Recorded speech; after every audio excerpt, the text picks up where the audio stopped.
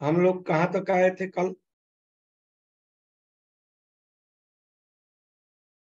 चलो, 3 प्रकार के कर्म के ऊपर आज लेना था। दूसरे अध्याय का 16 हुआ था ना, 15 हाँ, 16। 3 प्रकार के कर्म: संचित, प्रारब्ध और वर्तमान। कर्म 3 प्रकार के हैं: संचित, प्रारब्ध और वर्तमान। 3 प्रकार के कर्म है।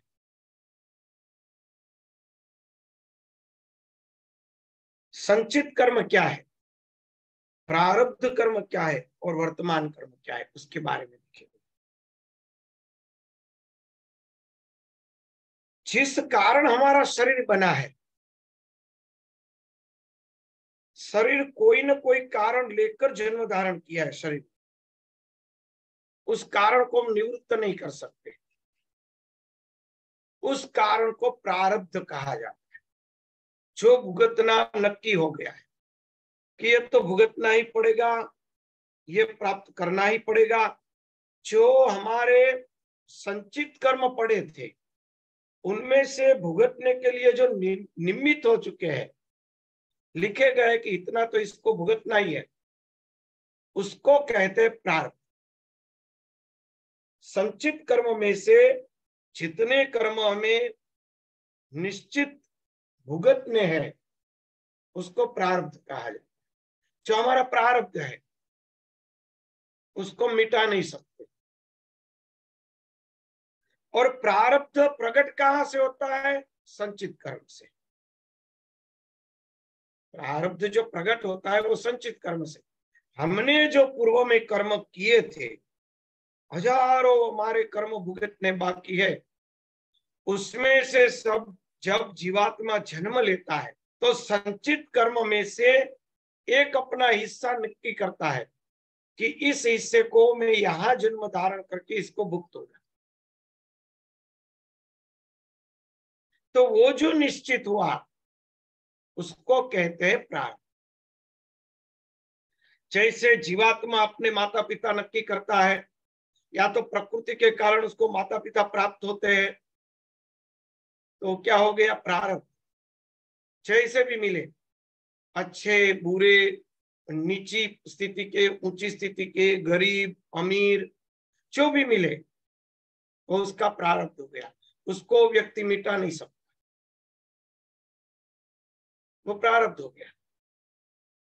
वो जीवात्मा अपने पूर्व कर्म के संचित कर्म के अनुसार उस माता पिता को प्राप्त करता है। वो उसका प्रारब्ध बन गया, उसको फिर मिटाना संभव नहीं। व्यक्ति ये नहीं कह सकता कि भी 5 वर्ष हो गए, मेरे पिता पागल है, मेरी माँ मुझे अच्छी तरह रखती नहीं, अब माता पिता मैं बदल दूंगा। ये नहीं कह सकता जीवा। तो उसको दूसरा जन्म लेना पड़ेगा। प्रारब्ध, इसको कहते प्रारब्ध। स्त्री शरीर मिलना, पुरुष शरीर मिलना या नपुंसक मिलना, पशु पक्षी का शरीर मिलना, मनुष्य का शरीर मिलना या देव का शरीर मिलना, वो भी उसका प्रारब्ध। वो जीवात्मा निश्चित कर लेता है कि मैं ये शरीर धारण करूंगा, निश्चित हो गया, काम खत्म। उसको कहते हैं प्रारब्ध, निश्चित। उसमें फिर वो व्यक्ति बदल नहीं सकता है कुछ भी। शरीर मिल गया, अब कहेंगे कि मेरा लड़की का शरीर है, 30 वर्ष हो गए, मेरा विवाह ही नहीं होता है, चलो मैं लड़का बन जाऊं, ये नहीं हो सकता। उसको कहते प्रारब्ध, निश्चित। वो अपने संचित कर्म में से अमुक कर्म को भुगतने के लिए जीवात्मा स्वीकृति करता है कि ये मैं कर्म भुगतूंगा। उसके लिए जिसके ऋणानुबंधन होंगे, ऐसे माता पिता, ऐसे पति पत्नी, ऐसे आने वाले बच्चे, उसके मित्र मंडल, उसके सगे संबंधी, पूरा उसको एक राउंड प्राप्त, पूरा राउंड, उसको हम कहेंगे प्रारब्ध, निश्चित है।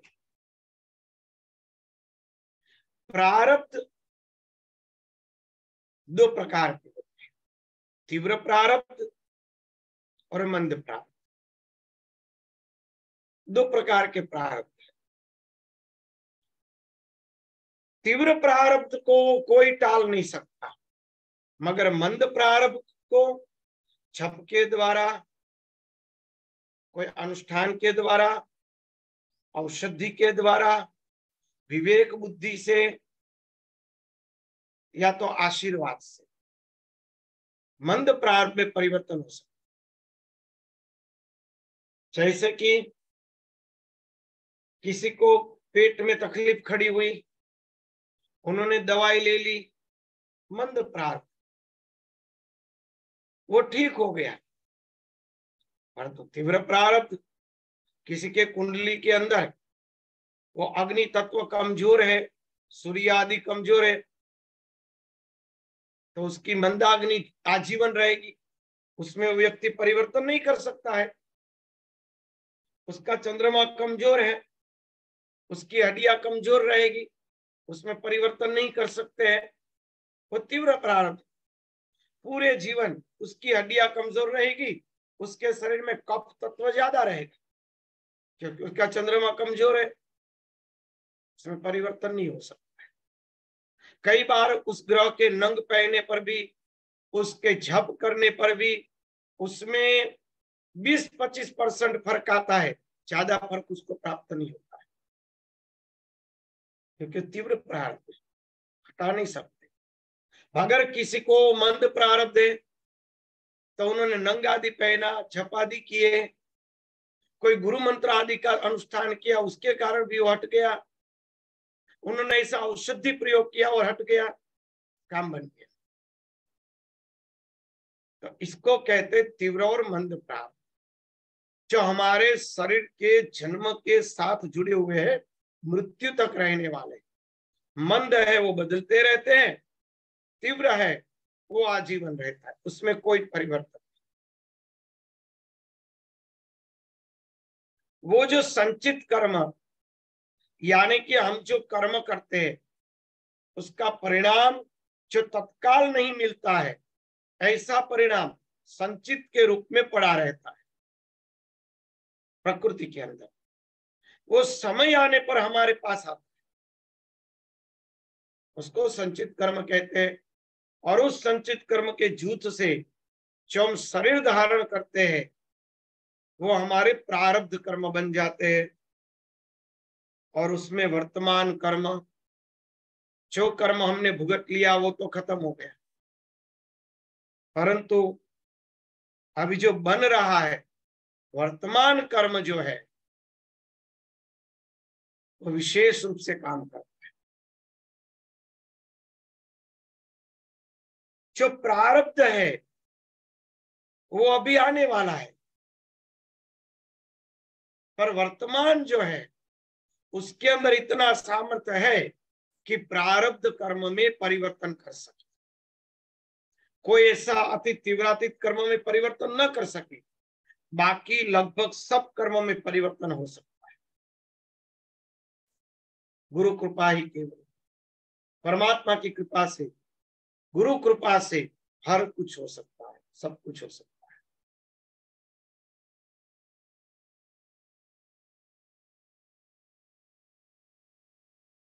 आशीर्वाद, भगवान के मंत्र जाप, उनसे परिवर्तन हो सकता है। तो वो है वर्तमान। वर्तमान में हमें जो कर्म का परिणाम प्राप्त हुआ है, उसके अंदर हम कैसा व्यवहार कर रहे हैं, वो हमारे प्रारब्ध और संचित के ऊपर असर करेगा। पूर्व जन्म के पुण्य के कारण इस जन्म में हमें करोड़पति होना मिला, करोड़ों रुपये है, तो उसके सामने वर्तमान में दो प्रश्न आएंगे। वो करोड़ों रुपये के भोग भुगत रहा है, पाप कर रहा है, या महान सत्कार्य कर रहा है, वो तो हमारे हाथ में है। उसके अगर सद्भावना रहेगी, सद संस्कार रहेंगे, तो सत संस्कार के कारण वो व्यक्ति क्या करेगा? वो व्यक्ति जो करोड़पति है, अपने करोड़ों रुपये है, उसमें से धर्मशाला बनाएगा, दवाखाने बनाएगा, मंदिर आदि बनाएंगे, स्कूलें बनाएंगे तो क्या होगा, जो वर्तमान कर्म था उसका, उसके अंदर उन्होंने अपने प्रारब्ध का सदुपयोग किया। वर्तमान में जो उसका प्रारब्ध था उसमें सदुपयोग किया तो आने वाले प्रारब्ध के अंदर उसको अनेक गुना सफलता प्राप्त होगी उस पुण्य के कारण। तो उसको कहते वर्तमान, जिसके अंदर परिवर्तन करने का हमारे पास सामर्थ्य। क्या प्रश्न है?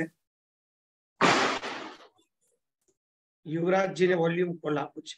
अच्छा, किसी का प्रश्न हो तो पूछ सकते हैं बिना संकोच। कोई प्रश्न है तो पूछिए जो समझ में ना आए।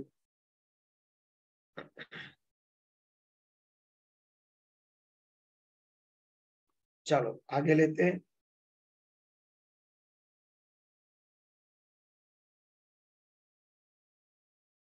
तीनों के तीनों हमारे शरीर के अंदर सदा ये कर्म विद्यमान रहते हैं।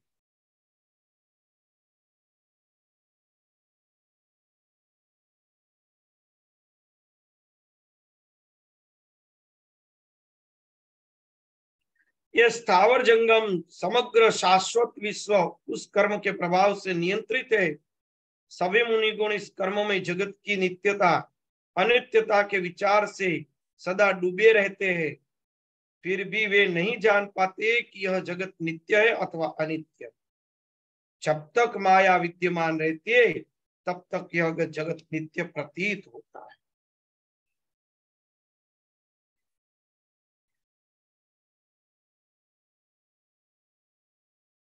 कर्म नित्य है या अनित्य है, बड़े बड़े विद्वानों के लिए प्रश्न उठता है। कर्म को नित्य माने या अनित्य? तो उसके प्रश्न के जवाब में जब तक माया विद्यमान है तब तक कर्म नित्य है। माया के लोप होते ही, ज्ञान प्रकट होते ही कर्म अनित्य है। बड़े समझने जैसी बात। स्वप्न के अंदर फांसी की सजा हुई, अगर सूली पे चढ़ाने से पहले आपकी नींद उड़ गई तो कर्म अनित्य हो गया। अगर नींद नहीं उड़ी तो फांसी की सजा आपको सहन करनी पड़ी, तब तक वो कर्म नित्य है। समझ में आया? जब तक माया का आश्रय है तब तक कर्म नित्य है। माया लुप्त हो जाने के बाद, ज्ञान प्राप्ति के बाद कर्म अनित्य है। किसी को प्रश्न है तो पूछ सकते हैं। इस बात में किसी का प्रश्न है? कर्म नित्य और अनित्य समझ में आ गया? स्वामी जी और स्पष्ट कीजिए।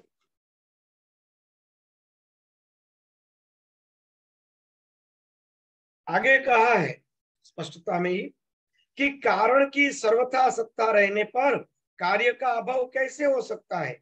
माया नित्य है और वही सदा सर्वदा सबका कारण।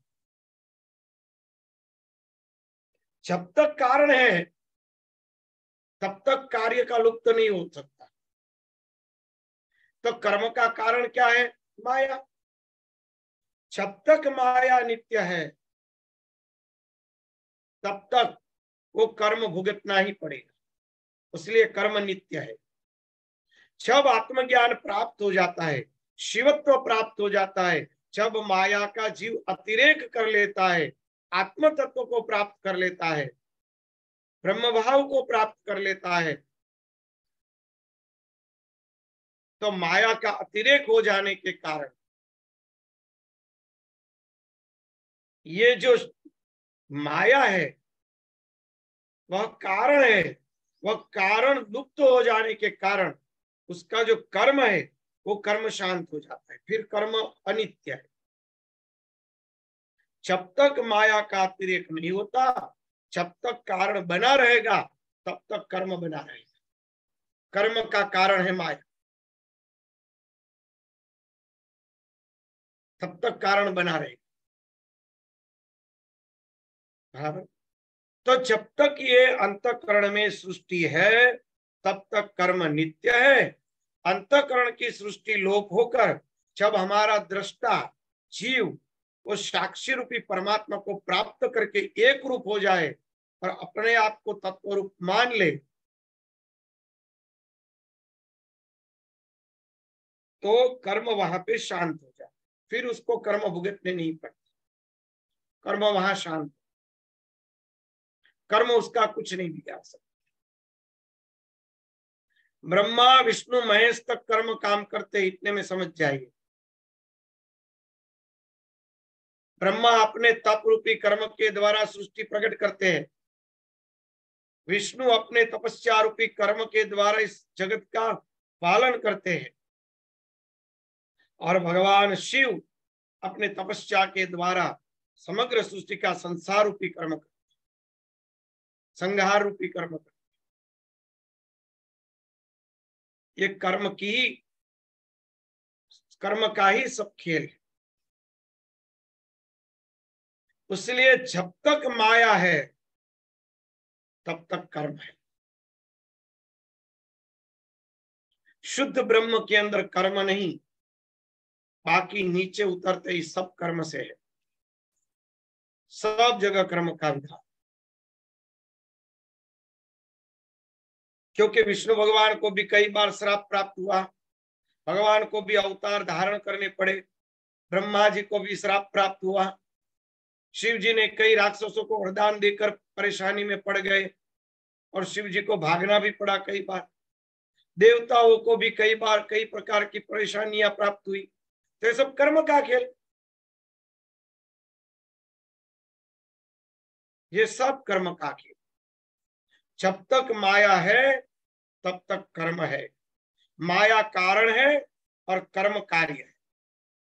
माया कर्म के द्वारा ही ये समग्र सृष्टियों की उत्पत्ति करता है। इसलिए भगवान ने कहा तू कर्म में अकर्म और अकर्म में कर्म देख, तभी तू इसमें से छूट सकेगा। कर्म का त्याग करके तू इसको नहीं छोड़ सकेगा। कर्म में अकर्म और अकर्म में कर्म, यानी माया ही कर्म का मूल है। चित्त में माया जब तक रहेगी तब तक कर्म है। चित्त से तू माया को हटा दे, भले ही प्रकृति अपना कर्म करती रहे, तुम अलिप्त हो जाओ। भगवान का सिद्धांत बड़े समझने जैसा है। भगवान ने बड़ा सरल मार्ग बता दिया, सरल। कर्म में अकर्म, अकर्म में कर्म। क्योंकि कर्म का त्याग करना कठिन है। अंतःकरण में जब तक माया रहेगी, अंतःकरण में जब तक जगत रहेगा, तब तक कर्म का त्याग करना संभव ही नहीं। तो भगवान ने कहा उस कर्म के कारण का ही त्याग कर दो। कर्म का कारण जगत है, तो अंतःकरण से जगत का लोप कर दो, अंतःकरण से जगत का त्याग कर दो। अंतःकरण से अगर जगत का त्याग कर दिया तो कर्म करते हुए भी कर्म में लिप्त नहीं होंगे। भगवान ये कहना था। जो योग वशिष्ठ के अंदर बहुत बढ़िया भगवान राम को वशिष्ठ जी महाराज ने समझाया।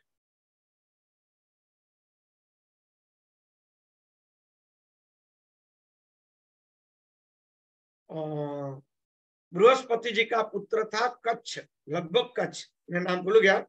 बृहस्पति का पुत्र था।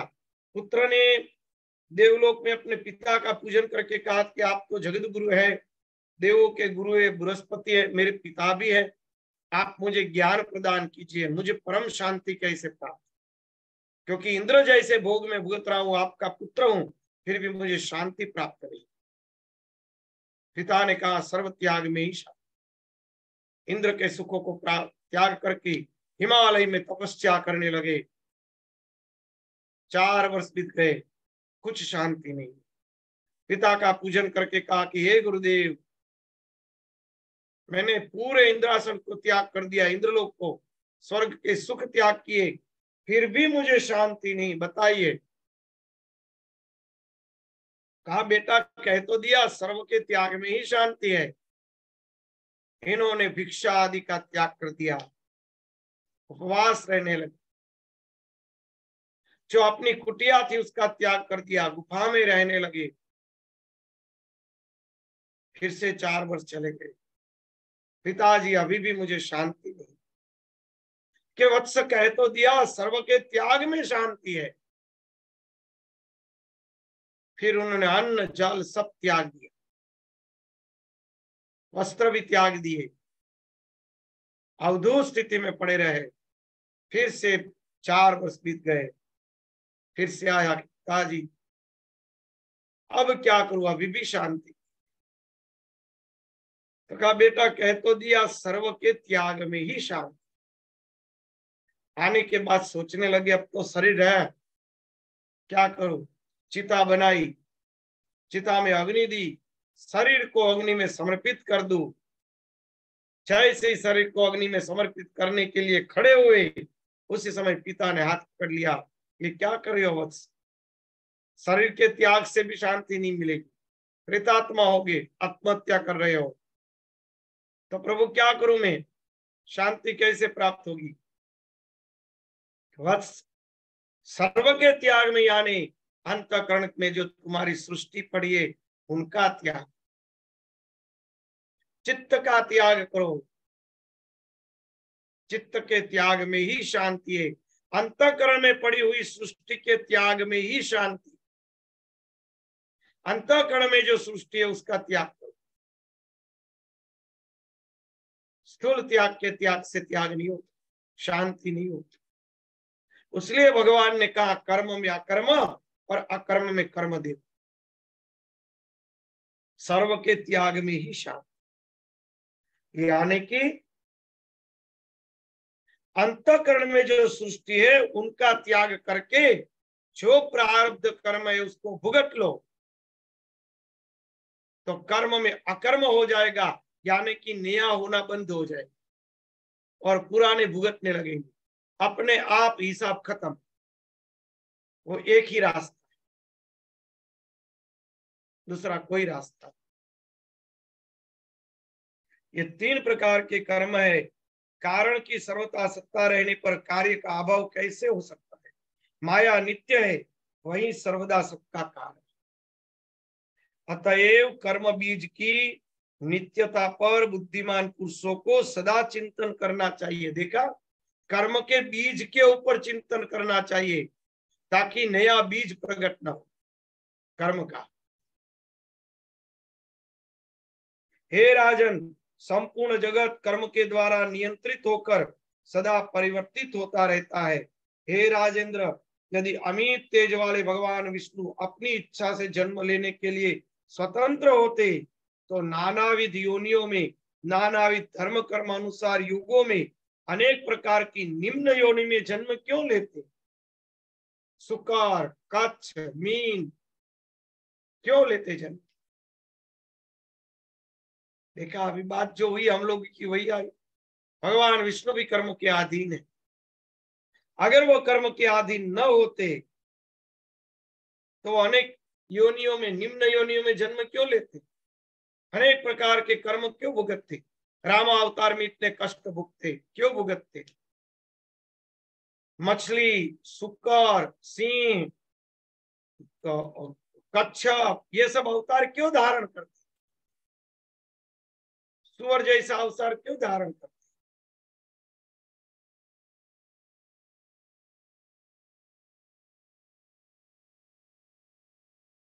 अनेक प्रकार के सुख भोगों और वैकुंठपुरी का निवास छोड़कर मल मूत्र के स्थान में भयभीत होकर भला कौन रहने चाहेगा। फूल चुनने की क्रीड़ा, छल विहार, सुखदायक आसन का परित्याग करके कौन बुद्धिमान गर्भगृह में वास करेगा। कोमल रुई से निर्मित गद्दे, दिव्य सैया को छोड़कर गर्भ में ऊंधे मुंह पड़े रहना भला कौन स्वीकार करेगा। अनेक प्रकार के भाव से युक्त गीत, वाद्य, नृत्य का परित्याग करके गर्भरूपी नरक में रहने का मन में विचार तक भला कौन कर सकता है। ऐसा कौन बुद्धिमान व्यक्ति होगा जो लक्ष्मी के अद्भुत भावों के अत्यंत कठिनाई से त्याग करने योग्य रस को छोड़कर मल मूत्र का रस पीने की इच्छा करेगा। अतएव तीनों लोकों में गर्भवास से बढ़कर नरक स्वरूप अन्य कोई स्थान नहीं, गर्भवास से भयभीत होकर मुनि लोग कठिन तपस्या करते, बड़े बड़े मनस्वी पुरुष भी गर्भवास से डरकर राज्य तथा सुख का परित्याग करके वन में चले जाते। ऐसा कौन मूर्ख होगा जो उनके सेवन की इच्छा करे। गर्भ में कीड़े काटते, नीचे से जठराग्नि तपाती है, उस समय शरीर में अतिशय दुर्गंध युक्त मज्जा लगी रहती है, जो फिर वहां कौन सा सुख है। कारागृह में रहना, बेड़ियों से बंधना अच्छा है, किंतु एक क्षण के अल्पांश काल तक भी गर्भ में रहना कदापि शुभ नहीं। गर्भवास में जीव को अत्यंत पीड़ा है, वहां 10 महीने तक पड़ा रहना पड़ता है। इसके अतिरिक्त अत्यंत दारुण योनि यंत्र से बाहर आने में महान कष्ट प्राप्त होता है। बाल्यावस्था में भी अज्ञानता न बोल पाने के कारण बहुत कष्ट मिलते हैं। परतंत्र अत्यंत भयभीत बालक भूख प्यास की पीड़ा के कारण अशक्त रहता है। भूखे बालक को रोता हुआ देखकर माता चिंताग्रस्त हो उठती है और पुनः किसी बड़े रोग जनित कष्ट का अनुमान करके उसे दवा पिलाने की इच्छा करने लगती है। इस प्रकार बाल्यावस्था में अनेक प्रकार के कष्ट होते, तब विवेकी पुरुष किस सुख को लेकर स्वयं जन्म लेने की इच्छा करेगा। कौन ऐसा मूर्ख होगा जो देवताओं के साथ रहते हुए निरंतर सुख भोगने का त्याग करके श्रम पूर्वक सुख नाशक युद्ध करने की इच्छा करेगा। हे नृपश्रेष्ठ, ब्रह्मादि सभी देवता भी अपने किए कर्मों के फलस्वरूप सुख और दुख को प्राप्त होते हैं। ब्रह्मा सहित जो भी है, सब ब्रह्मा विष्णु सहित सब कर्म के ही अधीन है।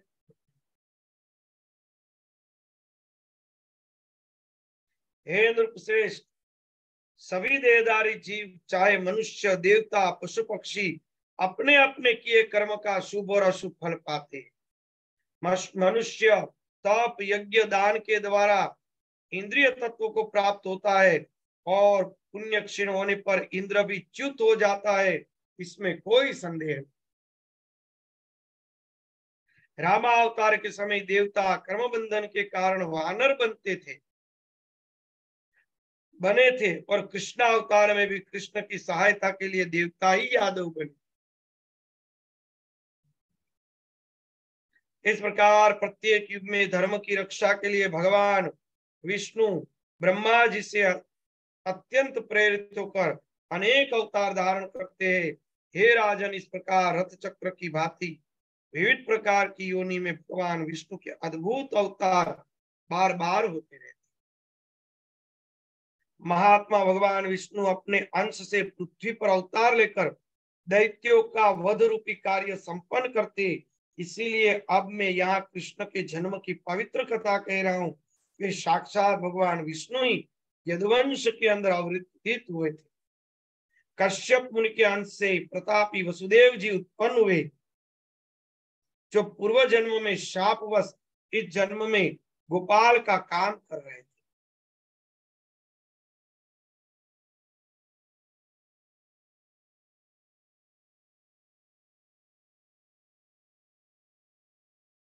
उन्हीं कश्यप मुनि की 2 पत्नियां अदिति और सुरसा ने भी शापवश पृथ्वी पर अवतार ग्रहण किया। हे परश्रेष्ठ, उन दोनों ने देवकी और रोहिणी नामक बहने के रूप में जन्म लिया। मैंने यह सुना है कि क्रुद्ध होकर वरुण ने उन्हें महान श्राप। राजा ने कहा कि हे महर्षि कश्यप ने कौन सा ऐसा अपराध किया जिसके कारण स्त्री सहित श्राप मिला, मुझे बताइए। वैकुंठ निवासी अविनाशी रमणपति भगवान विष्णु गोलोक में जन्म क्यों लेना पड़ा? सबके स्वामी अविनाशी सर्वश्रेष्ठ युग के आदि सबको धारण करने वाले साक्षात भगवान नारायण किसके आदेश से व्यवहार करते और वे अपने स्थान को छोड़कर मानव योनि में जन्म मनुष्य की भांति सब काम क्यों करते? इस विषय में मुझे महासंदेह। भगवान विष्णु स्वयं मानव शरीर धारण करके हीन मनुष्य जन्म में अनेक विध लीलाएं दिखाते हुए प्रपंच क्यों करते हैं? काम, क्रोध, अधमर्षण, अमर्ष, शोक, वैर, प्रेम, सुख, दुख, भय, दीनता, सरलता, पाप, पुण्य, वचन, मारण, पोषण, चालन, ताप, विमर्श, कपट, चिंता, मोह, दंभ, ये अन्य भी नाना प्रकार के भाव मनुष्य जन्म में विद्यमान रहते, वे भगवान विष्णु शाश्वत सुख का त्याग करके इन भाव से ग्रस्त मनुष्य जन्म किस लिए धारण करते हैं? हे मुनिवर, इस पृथ्वी पर मानव जन्म पाकर कौन सा सुख मिलता है? साक्षात भगवान विष्णु की किस कारण से गर्भवास करते हैं? गर्भवास में दुख, जन्म ग्रहण में दुख, बाल्यावस्था में दुख, युवा अवस्था में काम जनित दुख, गारस्थ जीवन में बहुत बड़ा दुख प्राप्त होता है।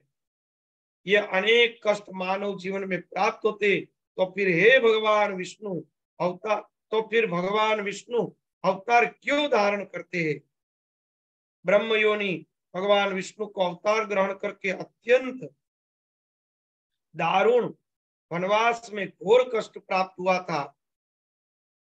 ब्रह्म योनि भगवान विष्णु को रामावतार में अत्यंत कष्ट प्राप्त हुआ, सीता वियोग से उत्पन्न महान दुख प्राप्त हुआ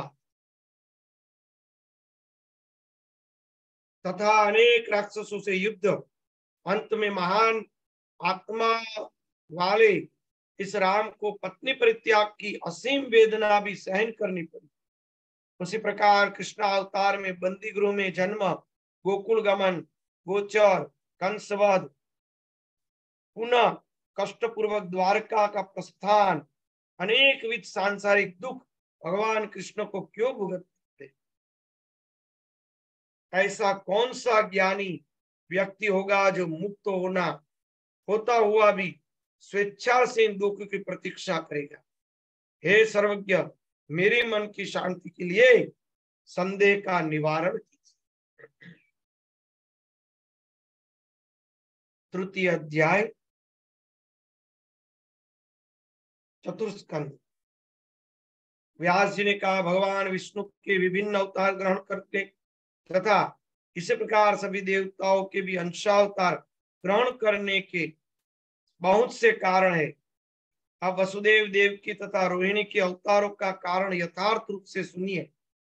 एक बार महर्षि कश्यप यज्ञ कार्य के लिए वरुण देव की गौ ले आए। यज्ञ कार्य की समाप्ति के बाद वरुण देव के बहुत याचना करने पर उन्होंने उत्तम धेनु वापस नहीं दी। पश्चात उदास मन वाले वरुण देव जगत के स्वामी ब्रह्मा के पास जाकर प्रणाम करके विनम्रता पूर्वक दुखित अपना दुख कहा। हे महाभाग, मैं क्या करूं? यह अभिमानी कश्यप मेरी गाय नहीं लौटा रहे, अतएव मैंने उसे शाप दे दिया कि मानवियों में जन्म लेकर गोपालक हो जाओ और तुम्हारी दोनों भार्याएं मानव योनि में उत्पन्न होकर अत्यधिक दुखी रहे। मेरी गाय के बछड़े माता से विमुक्त होकर अति दुखी थे और रो रहे, अतः पृथ्वीलोक में जन्म लेकर अदिति भी मृतवत्सा होगी। इसे कारागृह में रहना पड़ेगा, इससे भी उसे महान कष्ट भुगतना पड़ेगा। देखो, कश्यप ऋषि को इसीलिए श्राप मिला जिसके कारण ये बन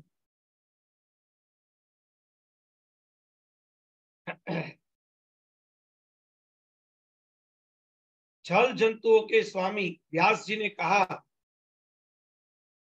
छल जंतुओं के स्वामी वरुण का यह वचन सुनकर प्रजापति ब्रह्मा ने मुनि कश्यप को वहां बुलाकर कहा, आपने लोकपाल वरुण की गाय का हरण किया और फिर आपने उन्हें लौटाया नहीं। आप ऐसा अन्याय क्यों कर रहे हो?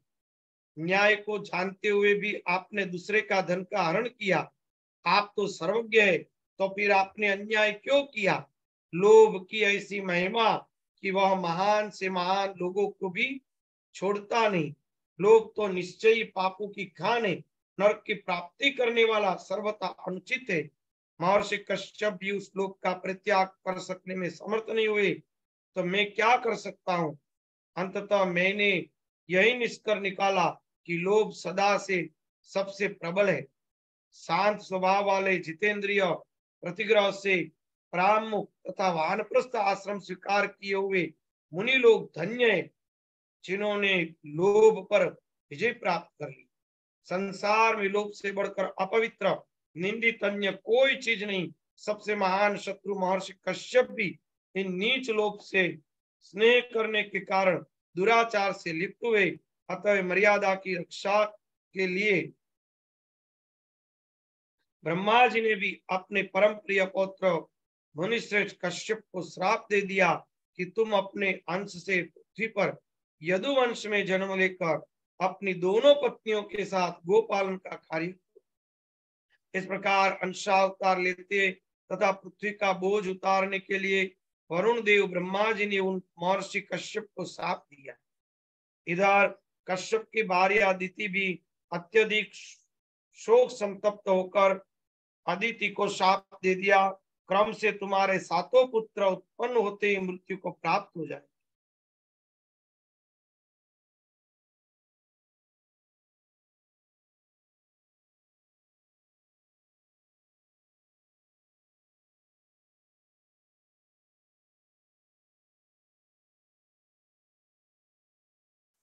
जन्मेजय जी ने कहा कि हे मुनि, दिति के द्वारा उसकी अपनी बहन और इंद्र की माता अदिति क्यों शापित हुई? आप दिति के शाप और उनके प्रदत्त शाप का कारण बताइए। सुत जी ने कहा कि परीक्षित पुत्र राजा जन्मेजय के पूछने पर सत्यवती पुत्र व्यास जी पूर्ण सावधान होकर शाप का कारण बताने लगे। हे राजन, दक्ष प्रजापति की दीति अदिति नाम की दो सुंदर कन्या थी। दोनों ही कश्यप मुनि की प्रिय गौरवशाली पत्नियां थी। जब अदिति के अत्यंत तेजस्वी पुत्र इंद्र हुए, तब वैसे ही तेजस्वी पुत्र के लिए दीति ने भी मन में इच्छा जागृत हुई। उस समय सुंदरी दीति ने कश्यप से प्रार्थना की कि इंद्र के ही समान बलशाली वीर धर्मात्मा शक्ति संपन्न पुत्र मुझे देने की कृपा करे।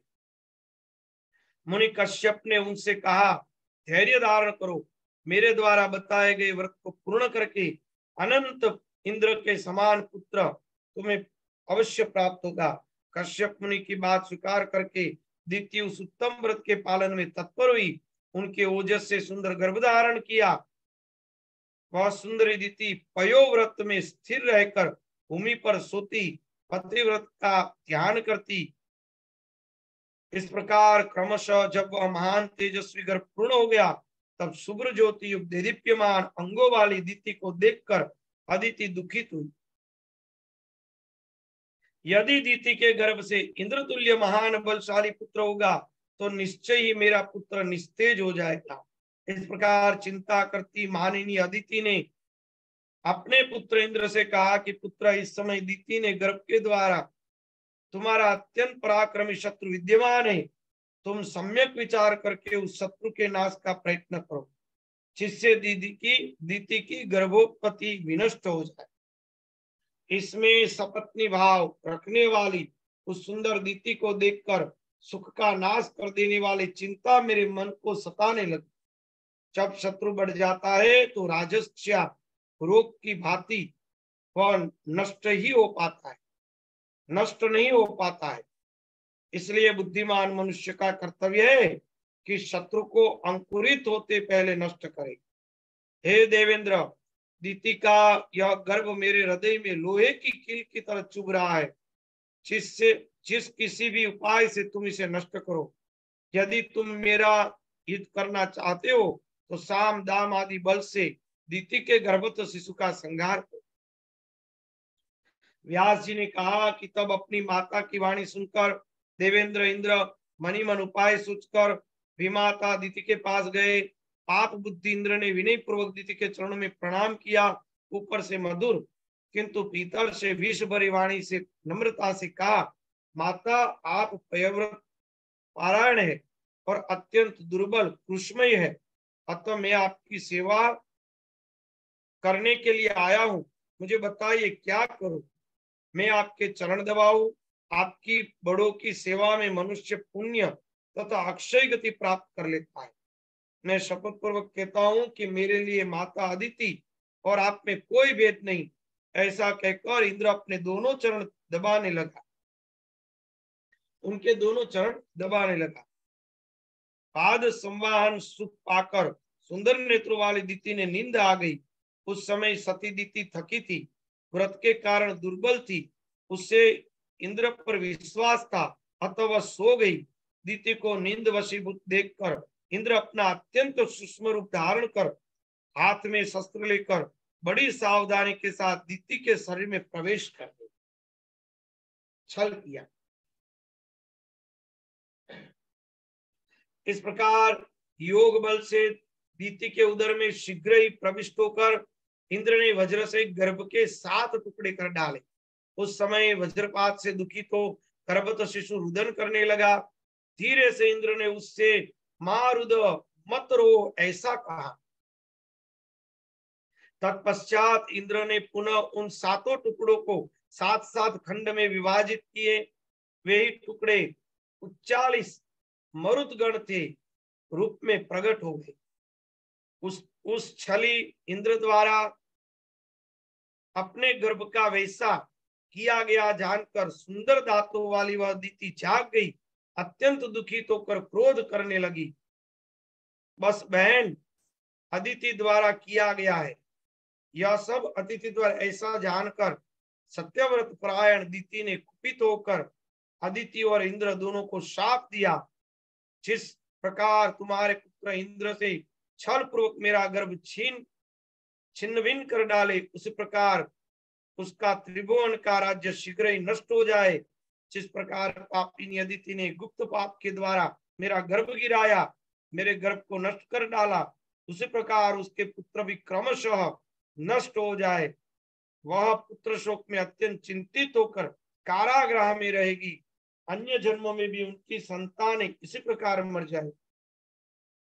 इस प्रकार मरीचि पुत्र कश्यप ने दीति प्रदत्त शाप को सुनकर सांत्वना देते हुए प्रेम पूर्वक वचन कहा, हे कल्याणी, तुम क्रोध मत करो, तुम्हारे पुत्र बड़े बलवान होंगे।